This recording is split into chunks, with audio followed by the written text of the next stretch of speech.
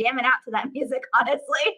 Welcome to our Facebook Live. I'm Paula Nowak, owner and head trainer of Canine Country Academy. And thank you all for joining us on Facebook and YouTube. Let me know in the comments that you're here. Let me know what you're excited to learn about or any questions you have in the comments, and I will make sure that we answer those. So I want to introduce you to Livvy. Let me bring her up here on the screen, get all fancy here. Livvy is joining us to talk about her dog Trixie.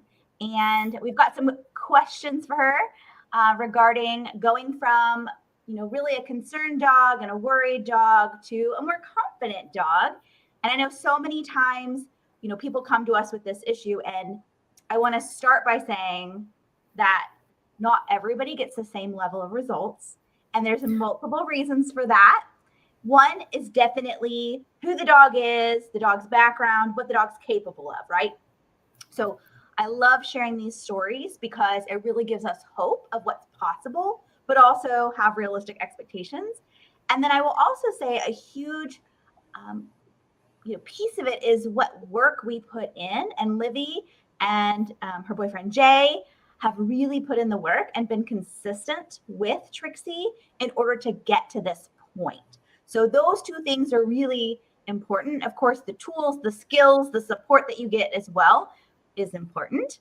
But we're going to dig into that today, and we're just going to see how the conversation goes. So Livvy, thanks for joining us. Thank you. I want to kick it off and I'll check on our comments. You guys can comment, ask questions, celebrate. I want to know a little bit about Trixie's background and like where she came from, the very early days, like before we ever knew each other. Yeah. Okay. So we adopted Trixie from the Atlanta Humane Society back in 2018. I think it was the fall of 2018. And she had only been at the Atlanta Humane Society for a few days or a week or so at that time that we got her. She had been transferred from a shelter in Mississippi, where she had been picked up as a pregnant stray.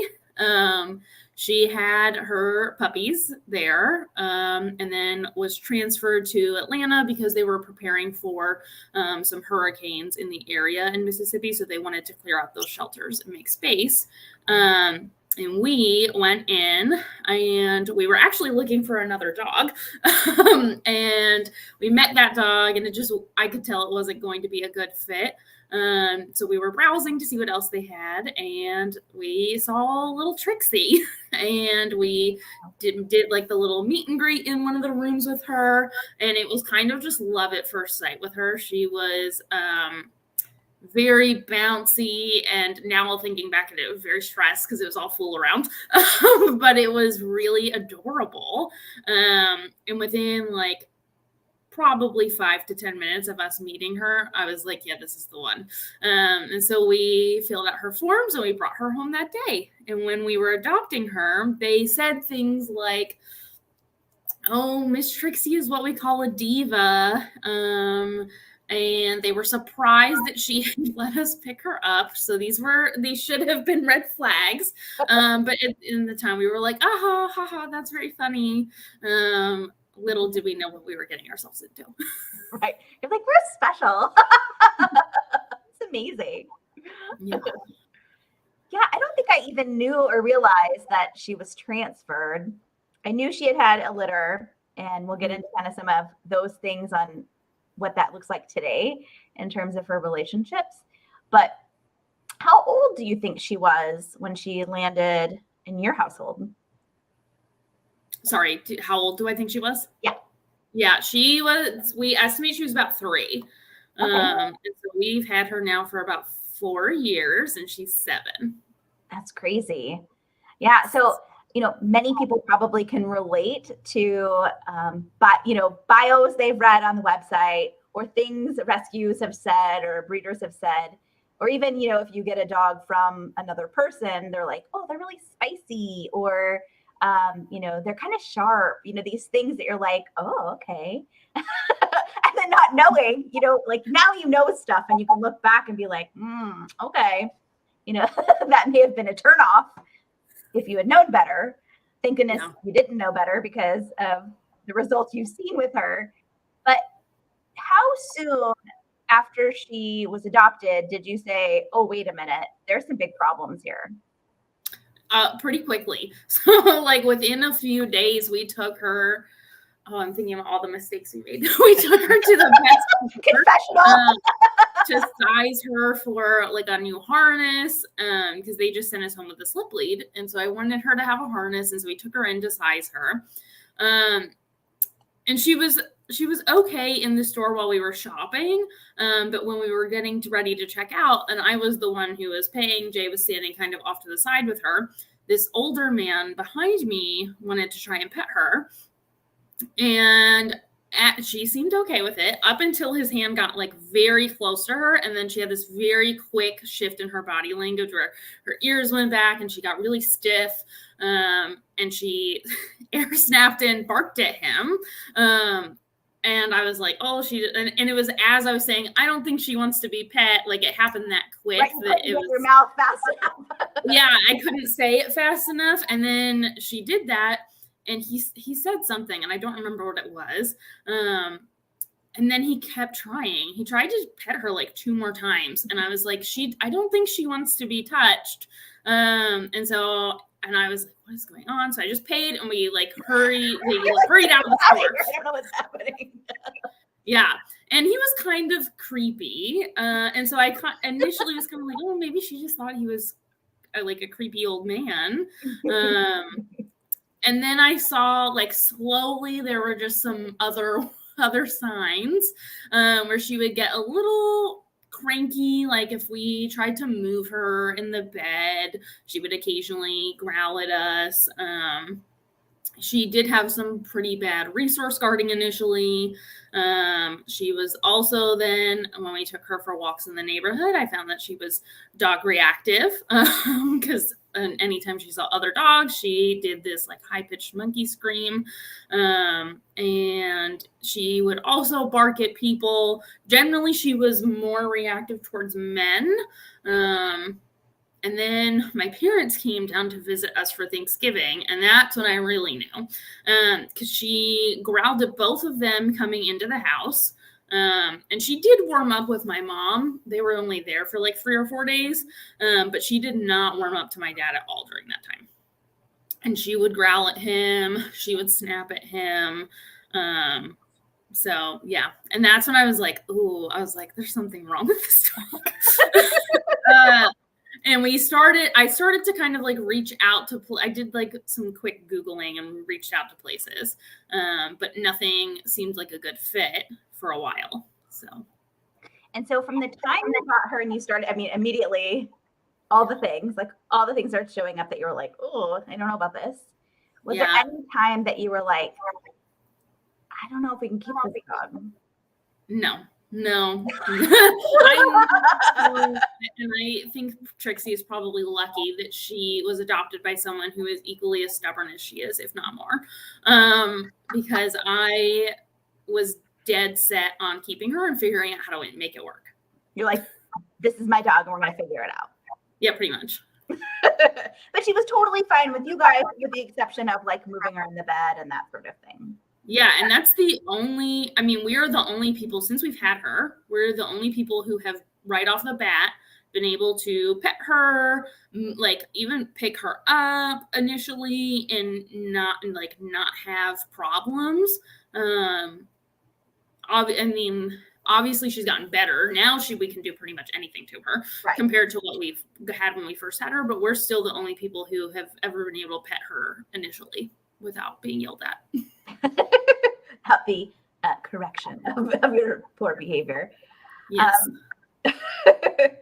And thinking back, you did some Googling, you didn't find a fit in terms of how can I help this dog? Because somehow you instinctively knew, and for those watching, this was their first dog, as adults out of the house. This wasn't Livvy had a bunch of dog experience up to that point. She had shared her life with dogs, but this is the first big kid. I got my own dog. What are some things you experienced when you were researching, what types of training you wanted, being a rookie, and that's where most people start. Not same. what are some things that came up? What are some things you had to decide on? And what ultimately led you to positive reinforcement? Yeah, so when I did some quick Googling, one of the first places that popped up was some like balance training in South Carolina or North Carolina. And it was very heavily like on their website, it advertised very heavily for behavior training, as well as like police canine training, all like military dog training. And it was like a promoted spot because it was one of the first things that came up. And so I just called them to see, because I didn't know really anything about methods at that point. And I talked to somebody and they were explaining to me what their plan was, which was to be to correct her for any time that she growled, snapped, anytime basically she did something we didn't like. The result was going to be we correct her. And they wanted us to send her for a board and train, and it was going to be like outrageously expensive. I remember getting the quote, and it was going to be like, it was more than $5,000, and I was like, that's not happening. I was like, you're like, that doesn't fit the budget. Yeah, and I was a student at the time, so I was on a limited budget, and I was like, that's certainly not going to happen. And then eventually, I had joined some Facebook groups. One was like some sort of reactive dog group. One was the group that Rachel Emery was in. And I started to see things too, where they were like, you shouldn't punish growling. And the more that I thought about it, I was like, oh, that makes sense. And then I still hadn't done too much like research on local places, but Trixie had a vet appointment coming up, which was a disaster by itself. And when we were leaving, I asked if they had any recommendations, and they gave us a flyer for CCA. And I took it home and I looked at the website and I did Googling and I saw some reviews and I was like, let's try this place. And then here we are. Right. Yeah, that's pretty wild. And it sounds like you were Googling like reactivity, resource guarding, growling, which led you to a lot of places that maybe weren't local initially, and that we're going to do pretty intensive like board and train primarily. Yeah. Yes. And sending our dogs away, while we do board and train, we don't really do it for behavior, but sending them away is a lot, it's a lot of pressure. And you just got this dog basically. Yeah. We hadn't had her all that long at that point. And I was just like, and it's something about it just didn't quite like sit right, where I was like, I don't like, I look at her and I'm seeing the way that she was behaving, and I could tell that it was fear-based, just from looking at her. And I was like, I don't really want to punish her if she's afraid of something. Right. And so, and your gut was telling you, and I hope lots of people's guts tell them, this doesn't make sense, even if you don't know what's really going on. Like, how do I help this dog? But I'm not really sure how. So super interesting. I'm sure a lot of people can relate to that. And, you just don't know. You don't know what you don't know. And you got to figure out what works for you. Not saying that certain types of training, are bad. It's like, you got to figure out what you need for your dog and what you're willing to do or not do. All right. So you researched Canine Country Academy. You decided, I'm going this way. Did you have a phone call with somebody? Yeah, I did. So I think I called and left a voicemail, or I filled out your contact form and asked for a phone call. And I talked to you. And I remember you like asking me some questions about her. And then we set up the initial like 90-minute consult. And it was going to be like a month out. And I was like, oh, that's fine. I don't care. Like, she just needs to get in, and we were going to make it work. And so, we came in then for our 90-minute behavior consult. Yeah. And I was looking back, it looks like we did it at Canine Country Academy. Does that sound right? Because I definitely remember going to your house as a follow-up. And that was a whole experience. The initial one, I remember you asking if she did the behaviors anywhere, or if they were like primarily in the home. And I was like, oh no, she'll do them anywhere. And so you were like, okay, well, we can do it at our building then. Yes. And a lot of times we do that now. Livvy knows that, but we do it because it really puts us in a situation that we can reduce a lot of triggers, like likely there's not someone who's going to come to the door, or, different like things in the house that might set the dog off for resource guarding. So we like to start out on a neutral base, where we can control a lot of the variables. And then what we did in your case was end up going in home to work on specific things as well. Do you remember, what are some of the things maybe initially that were helpful, and then kind of take us through, like, it's been years, okay? But like, initial things that you felt like were helpful, and then what are some of like the bigger things that really helped you along the way that you would, now help someone else? Yeah. So I think one of the initial things we talked about, because you noted in her initial consult that she is environmentally confident. She was happy to trot around the training room. She would come back in and check in with us. But she was more environmentally confident, but she is not confident socially. And so we did a lot of like treat and retreat with her initially. And we talked about cooperative care because we had already had several horrendous vet visits at that point, where I could just hear her howling and screaming in the back, because she had some like chronic UTI problems at that point. And so they had to take her in the back and do the ultrasound, which they were not even able to do. All they did requires a lot of restraint. Yep. When you're awake. Yes. Yeah. And I could just hear her melting down. And so we talked about cooperative care, and then we talked about how to address some of her dog reactivity, because we couldn't really get her out of the house. We lived in a townhome at the time. And so we didn't have a yard. So for her to go out to potty, she had to go out. And there were going to be other dogs. So we had to address the reactivity. And so we talked about that. And you had suggested that she take a scent work class. There weren't any openings at the time, but we got on the wait list. And I remember you emailed us. It was like early fall, maybe September, and that there was an opening and for a Saturday class. And I was like, yep, we're signing Trixie up for that. And then we did that for a while, and we did our in-home lesson tour. Oh, we talked about place too, because she was also very needy. So to Jay and she was always in our business. I mean, we couldn't do anything without her. She would push your laptop or your phone out of your hands or your lap onto the floor to get attention. And so we did some place training, which backfired a little bit with me because I think I did it wrong. And then we had to do the in-home lesson. Yes, Trixie trained you. Yeah, I did. For that piece. Yeah. And, for those who are tuning in, whether you're live or on the recording, feel free to ask questions. We'll answer them here, but also later. I remember, I'm so glad your memory is so much better than mine, because I don't remember the first appointment at all, but I definitely remember the second one. And Livvy and Jay really put in the work, whatever was recommended.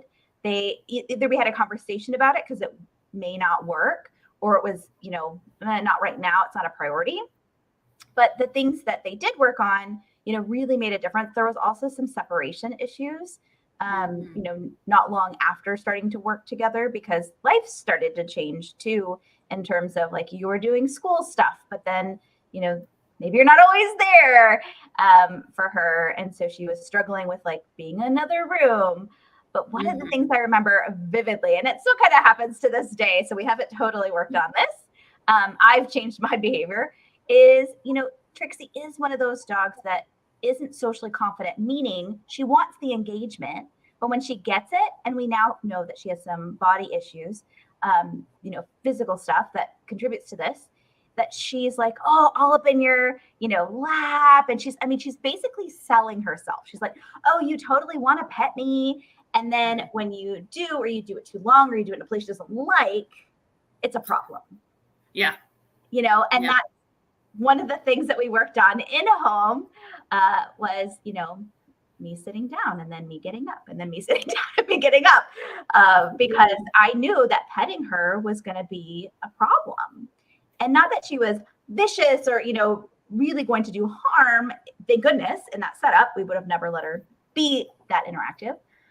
But even to this day, she's a dog I only touch a little bit, only touch, in certain areas that she prefers, because it's too much for her. And that's okay. And that's something you really advocated for her. I remember in nose art classes, she's so cute. Like the picture at the bottom of the screen is like her. And she just has those eyes that just suck you in and people just want to pet her. Mm-hmm. And the problem is that she's not going to really enjoy it. No. She tests everybody. Right. She's like making a list of who's going to do this and who's not, right? So we're going to fast forward to now. So it's been multiple years since we started working together. And I think that's really important for people to understand is like one 90-minute lesson is going to give you a lot, but it's just not necessarily enough. And I think with, Trixie being kind of a unicorn in this situation is that, they've continued the work. They've continued to progress because Livvy, being as stubborn as she is in a good way, is she won't give up. She wants this dog to have the best life she can possibly have. And we are regularly asking this dog, what else can you do? Mm-hmm. What else is okay for you? Can you go out and camp? Can you go out on hikes? Can you have play groups? All these different things. We're asking educated questions, we're not just like, oh, this is us stupid questions, but really being mindful to say, what is this dog capable of? And capable of so much. And I really want to tell people who are going through this is you can get to good enough, and that's okay. And we have to do it as trainers.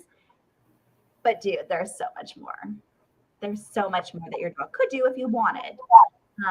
So thinking about that, what are some of the things now that you're like, she would have never been able to do a few years ago?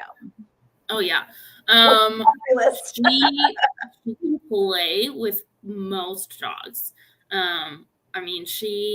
Which is shocking given how she is with people. And we know now that she has some pain issues, so we've been working on that, which has definitely helped all of her problems. But even before we started addressing her pain issues, she became a dog who can play with a lot of different dogs. She generally is good about matching the energy of the other dogs. So she will sniff and pee on things if that's what they want to do. She's happy to wrestle if they're into the wrestling. She'll zoom around a little bit. Her favorite is tug. So she'll do all of that. And I never would have thought that possible. I never would have thought she could have ever done a group class. Where she would be around other dogs working. I never thought that she could go on walks without reacting to other dogs. And she most of the time now, occasionally there's still a dog who will set her off, but 99% of the time she is good to go on walks. She has made several human friends. Where she's like, oh, okay, you're all right now. You're not so bad. And she's okay with them petting her. She's come a long way. Yeah. Very long way. Talk about the relationship that she has progressed with your dad. Yeah. So my dad, she initially hated him. That's a nice fan too. Yeah. She growled at him. She did not like him. And she was always just like, I'm watching you and everything you're doing and you're suspicious. And now, so the last time I went home, and they've probably only met each other less than 10 times now, since we've had her, because they live far away. The last time I went home, I took Trixie with me, and she was happy to go see my dad. She would go greet him when he came into the house. She sat with him and like asked him to pet her. So we made sure that she was asking for it. We waited. And she was like progressively nudging him, and then he would give her a little scratch and then stop, and she would wait. She would nudge for more, which never before. She has snapped at him. She has, she is like resource guarded heavily from him, even just like him being around. Like he's not even doing anything. And she's like, I don't like you. She's just totally different now.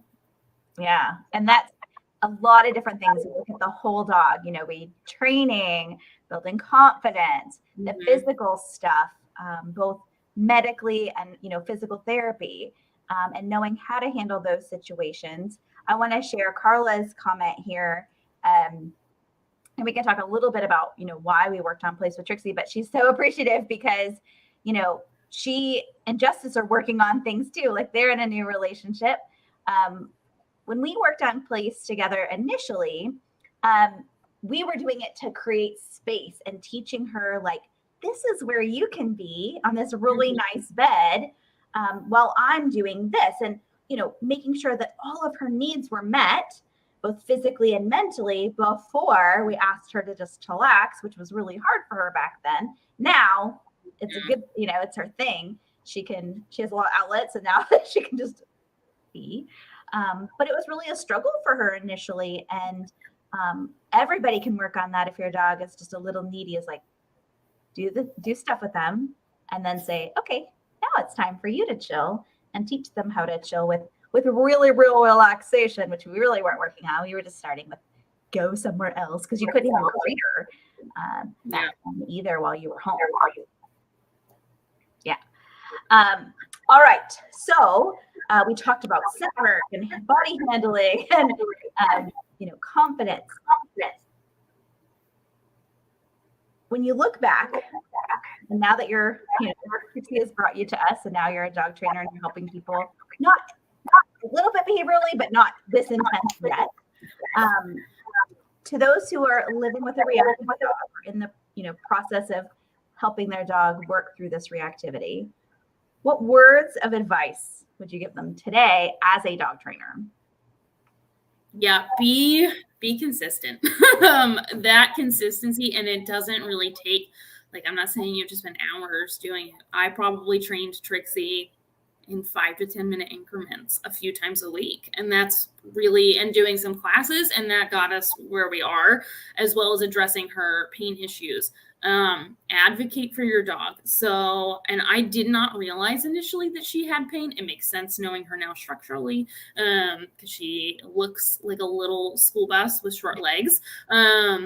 But she had pain, and I didn't know. She was only 3 when we got her, and I think she was probably already quite painful by the time that we got her. Now she is on medication for some arthritis. We did some x-rays and saw that she's got arthritis. She sees a physical therapist routinely, and I will also do some massage with her. That has helped a lot. But I had to push initially from our old vet for medication for her because she was young, and they were like, oh, I don't know, I don't think she needs it. And they ultimately actually didn't give it to me. We ended up switching vets, and I got medication from our new vet. And that has really helped. So advocating for your dog and being consistent with them, giving them an appropriate outlet, and then training as well. Yes. And I think that's like the recipe for Trixie. And everyone's going to have a slightly different recipe as to how much. Livvy has been a big advocate lately for our decompression walks and getting out with our dogs. So when you see those posts, it's because, you know, we all like them, but Livvy's been talking about them the most lately. And just getting out and letting your dog explore on a long leash, or even a 6-foot lead, if that's, you know, what you need. Getting out and just being in nature, if you can, is really helpful. And, you know, like, I don't remember the old Trixie. That's what you want. Like, I'm glad that Livvy remembers. I hope that, you know, we remember in honor of that dog that we had before, but knowing who she is today. And that's another thing when someone like Carla, or, you know, these other people who are working through challenges, is remember it, but you'll soon forget because they aren't that dog. And we need to let that go. Like, Livvy has done that. In terms of we hold on to, sorry, there's some feedback. I'm going to mute you and see if that helps. We hold on to it. And, you know, I live with Norby, so we hold on to it and we think my dog can't do X, Y, Z, or we limit them when they're actually okay with it now. And so, you know, it takes time for us to heal too when it comes to living with a reactive dog. Or a dog who can be reactive. And, you know, letting ourselves kind of let go of that. And when the dog has, easier said than done in terms of that. How do you feel about that, Livvy, when you think about your own dog as well as, client dogs you're seeing? Yeah, occasionally I still get little twinges of like, ooh, I don't know how she's gonna do with that, and she's fine. And then I have to remind myself that she's gained so many skills from where we started with. She started with like no skills. And she had a very small like Rolodex of skills that she could flip through. And now I feel like she has so many other options that she's like, oh, I can choose to do this instead, which I'm sure feels better for her because she's reacting and losing her mind. That doesn't feel nice. It doesn't, and dogs don't want to feel that way. Yeah. Yeah, and you have more skills and more awareness, and that continue to grow. So, like, we're never done. There's still things I'm like, oh, okay. But yeah, it's pretty amazing what is possible when it comes to a dog who has reactivity issues and behavior issues. And you just have to see how far you're willing to go and how far the dog's willing to go. And you can have similar results based on what's possible. So I will wrap it there. Is there anything else you wanted to share, Livvy, before we say goodnight? No, I don't think so. All right. Well, we love little Trixie girl, and she actually lives with two other dogs. Livvy brings in, Livvy brings in, board and train dogs, friend dogs come over, and Trixie has become our, neutral dog and been helpful with young dogs as puppies. She's very motherly and kind to them, but also keeps them in line. So we're really thankful that she's able to assist in that way when it's appropriate, because that's unique too, to be able to go from having reactivity to now being around dogs that are reactive and not reacting to them, which is pretty cool. All right. Well, thank you guys so much for tuning in, and I hope to have more lives like this for sure. I will update this post with a link if you want to contact us. We do offer virtual services. So if you're watching from somewhere else and you can't work with us in person, that's also really effective, or we can refer you to some of our friends that are closer to you. But thank you again, Livvy, for your time and your energy, and thank Jay for me, because Trixie wouldn't be where she is today without you guys. Thank you. Bye, guys.